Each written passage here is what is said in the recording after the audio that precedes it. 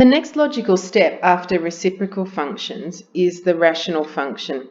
And effectively what it is, it's a translation of a reciprocal function.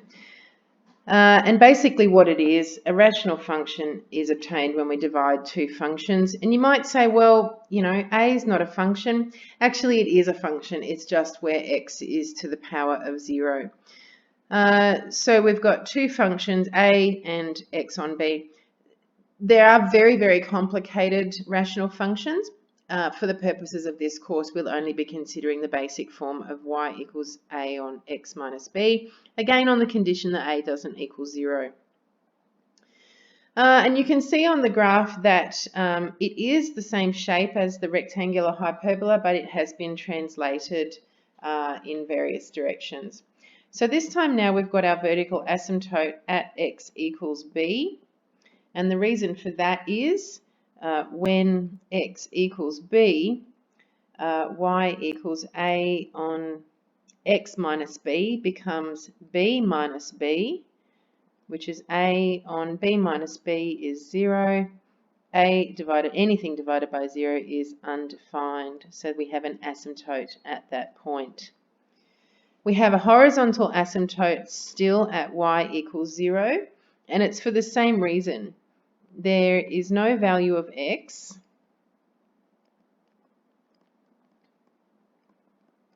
which makes a on x minus b equal to 0 true. There's nothing that makes that true. A is a non-zero number, so a divided by any number is going to give us something that does not equal 0. So our horizontal asymptote is still on the x-axis. If b is not 0, then the y-intercept, which is down here, is at negative a on b, or y equals negative a on b. And the reason for that is because at the y-intercept, x is equal to 0, therefore y equals a on 0 minus b, which is negative a on b. So that's where the y-intercepts come from. When you're graphing a rational function, you must label the x and y, you must label the y-intercept, and you must label the positions of the vertical and horizontal asymptotes, x equals b and y equals 0.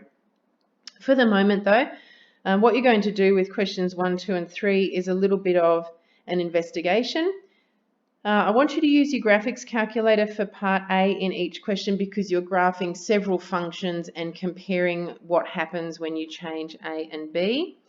And then for question B, you've just got to write a description. And then for question 4, it's asking you to sketch the graph, and I want you to actually do that on paper, making sure that you label label the y-intercept and any asymptotes that are present. And that's it.